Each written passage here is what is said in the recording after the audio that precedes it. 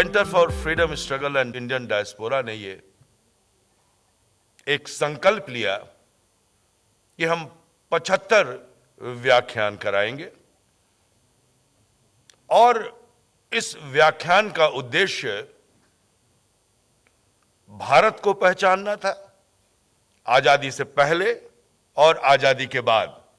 इसी उद्देश्य से हमने ये कार्यक्रम शुरू किया और जो सांस्कृतिक मुद्दे हैं उन सांस्कृतिक मुद्दों को भी लिया, रंगमंच भी लिया, नृत्य भी लिया, विज्ञान भी लिया, चिकित्सा, प्रौद्योगिकी, पर्यावरण आदि से जुड़े हुए कई हस्ती या तो जुड़े हमसे ऑनलाइन या यहां आए। From this history, we have to find out the glories, the contributions, the sacrifices of those great people who sacrificed their life for the country. And from them, we may chalk out a path for our future progress.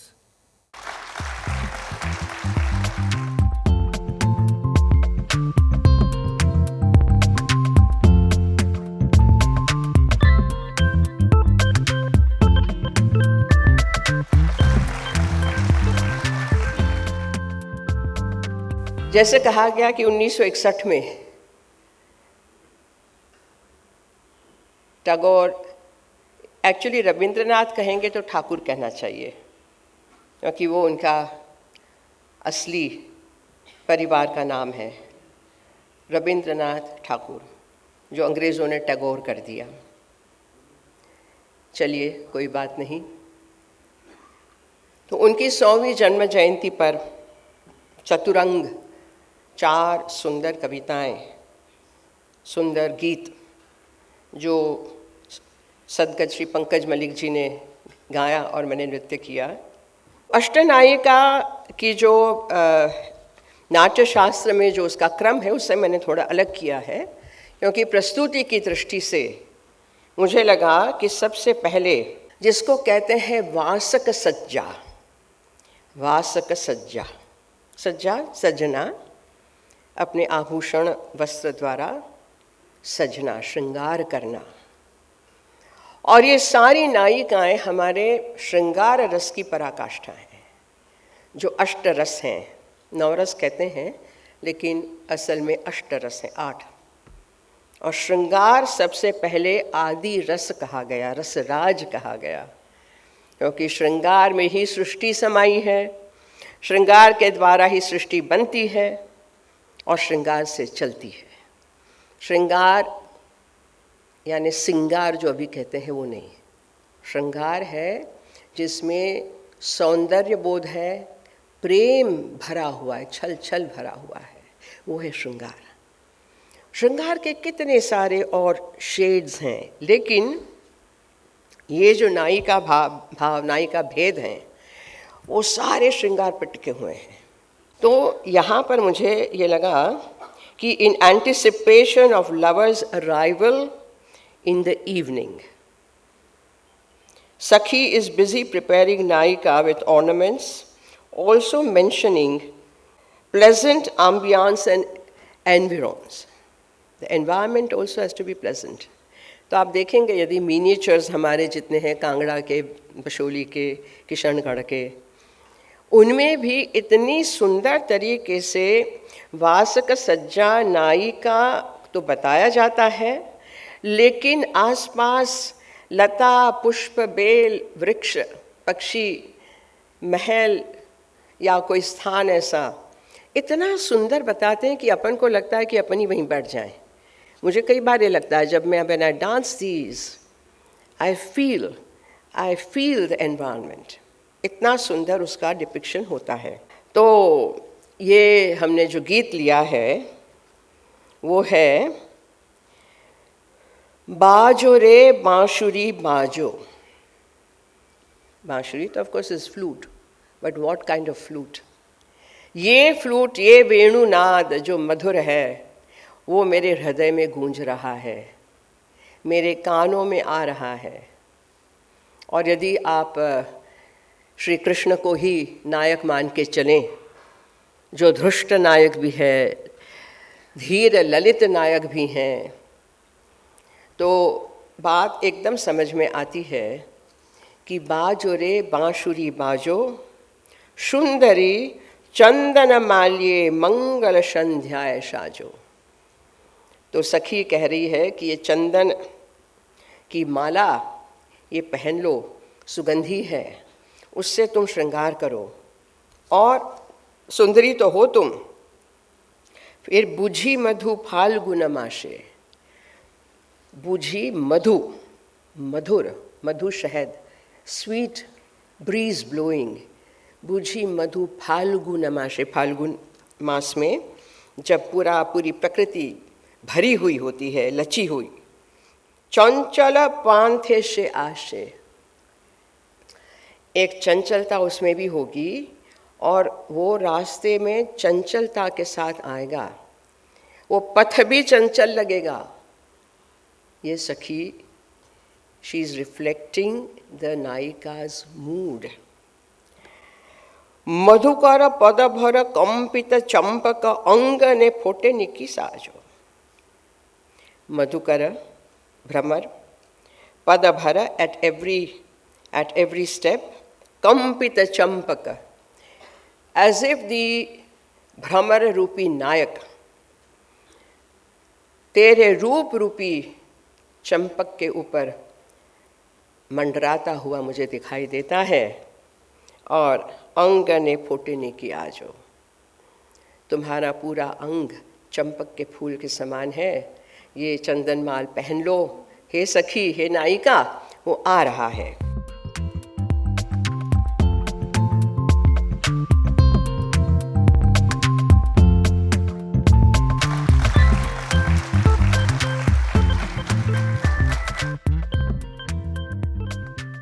कहते हैं कि दुनिया में 5 बड़ी सभ्यताएं हैं। Iran अपने वैभव, अपनी शान और शौकत के लिए जाना जाता है। रोम अपनी सुंदरता के लिए जाना जाता है। चीनी सभ्यता अपनी कौशल और कानून तथा राजा के प्रति एक आज्ञाकारी भाव, उसके लिए जाना जाता है।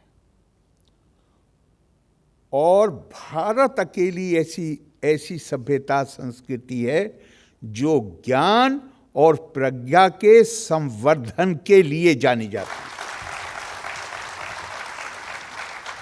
तो हमारे यहाँ कब कहा गया? तपा स्वाध्याय निरितम, ever devoted to the pursuit of knowledge.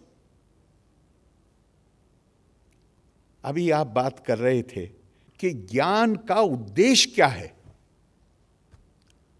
हमारे ऋषियों ने, हमारे थॉट लीडर्स ने, उन्होंने बहुत अपनी सभ्यता की यात्रा के आरंभ में ही जान लिया था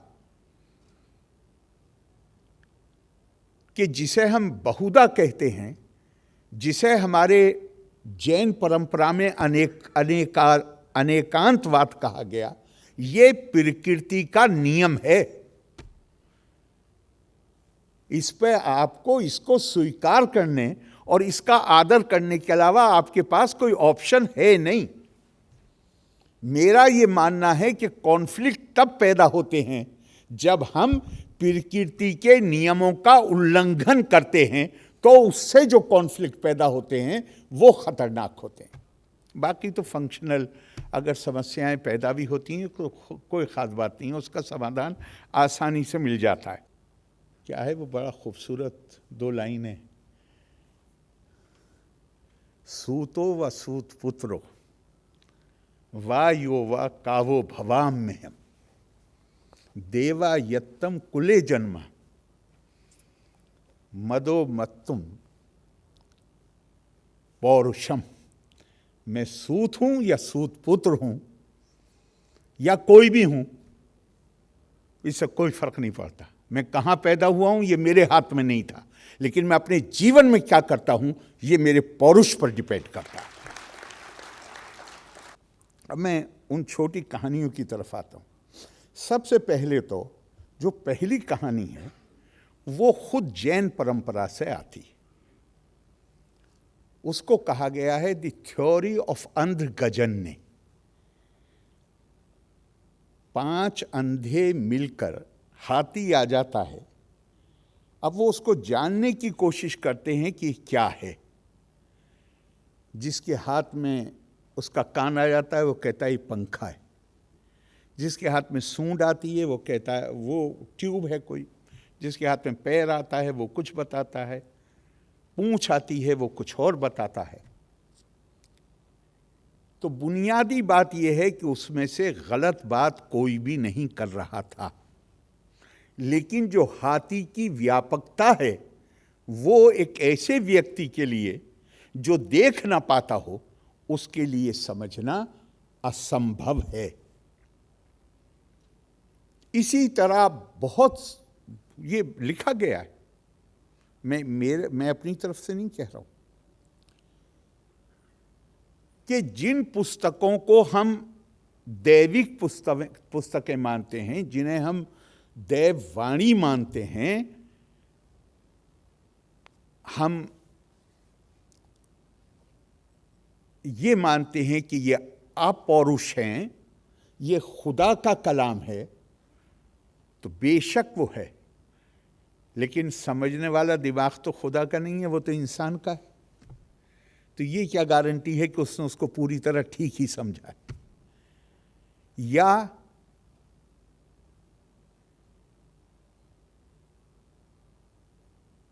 कुल्लुन यामलु अला शाकिलती प्रकृति यान्ति भूतानी। हर व्यक्ति की का एक अलग मिजाज होता है, अलग प्रकृति होती है, और विभिन्न परंपराएं हमें ये बताती हैं कि अब वो उसका जो आचरण होता है और उसकी जो समझ होती है वो अपनी प्रकृति के अनुसार होती है।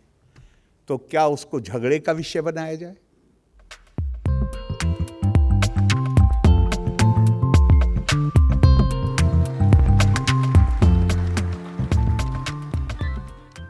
And Gandhiji, when came to the picture, and it gave a new direction to the freedom movement. And in the freedom movement, the weapons used by Mahatma Gandhi was non-violence. And the people were surprised that how, with such a weapon, Gandhiji will fight against such a powerful nation like Britishers, who are armed with all sophisticated weapons and such a powerful nation. But they did not know the confidence of Mahatma Gandhi. They are absolutely ignorant of what is confidence. Some people ridiculed that the naked fakir is asking Britishers to quit India in 1942, Quit India movement. But they did not know the naked fakir. His confidence, his convictions, and his foresight. And when Quit India movement call was given by Mahatma Gandhi, lakhs of people came to the street, joined hands with Mahatma Gandhi, and in the same voice, they asked the Britishers to quit India. There was a turmoil in the entire country. Lakhs of freedom fighters came to the street without caring for the British bullets. They said that we want freedom at any cost, will be free. It will be a free country, and in a free country, we'll proudly say that India is free. We have to remember what Netaji Subhash Chandra Bose has said, that give me blood, I will give you freedom. There is no power in the world which can keep us under bondage for many more years. We will get freedom very soon. The blood in the hearts of the youth of India was boiled. They come to the street and they promised that we will fight till the end. In 1998, when Atal Bihari Vajpayee came to power, became the Prime Minister of India, he made atomic test at Pokhran on 11th May. The big power of the world had pounced upon Vajpayee and said, Vajpayee, you have no right to have atomic test. Vajpayee did not say anything. And on 13th, after 2 days, he made 3 other atomic tests. And thereafter, he proudly announced, India is now an atomic power. We don't care for the threat of the so-called great powers of the world. But I assure the world that India will not attack any other country, cannot take away the freedom of any country. But no country can venture to attack India.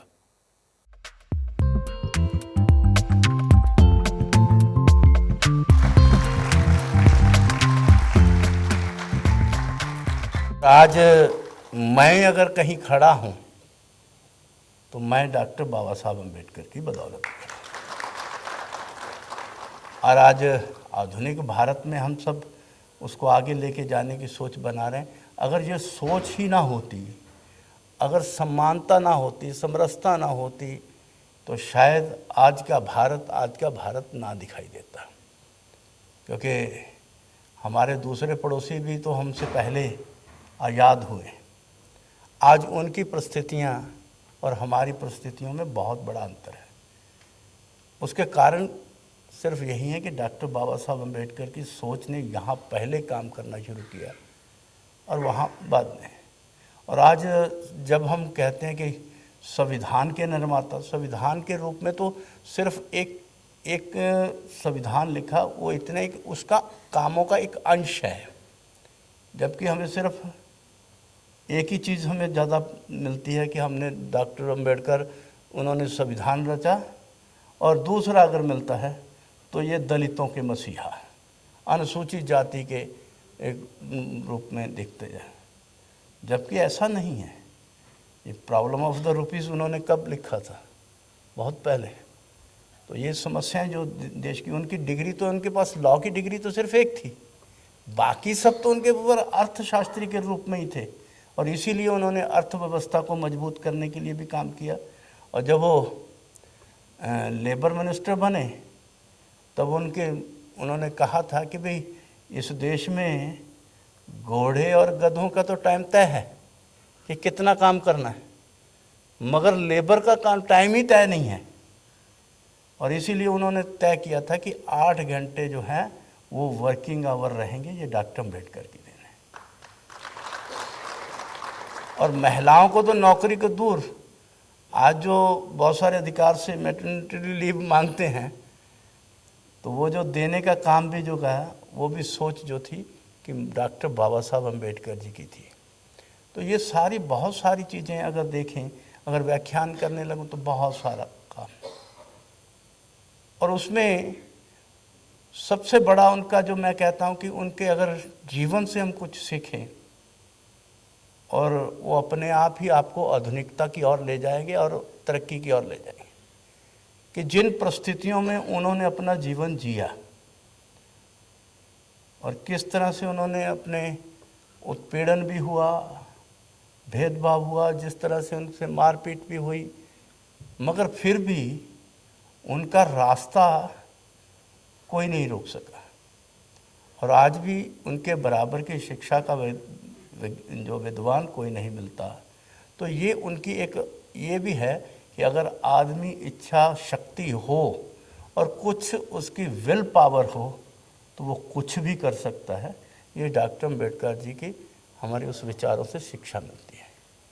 और दूसरा शिक्षा ये भी है कि इतना कुछ होने के बावजूद भी यही लगा उनको कि मेरे साथ अन्याय हो रहा है, मगर फिर भी ये मेरे अपने ही हैं। उन्होंने जहाँ उनको शायद स्नेह बाहर से ज़्यादा मिला, मगर उनको वो अपनापन फिर भी यहीं दिखाई दिया। मेरी संस्कृति, जैसे वो कोई माँ भी अगर बेटे को मारती है तो वो घूम घुमा के रोता हुआ फिर आके माँ की गोदी में ही बैठता है। इसी तरह डॉक्टर बाबा साहब अम्बेडकर जी को भी यही लगता था कि ये ही मेरी देशी भारत ही मेरी माता है और इसी में मुझे काम करना चाहिए।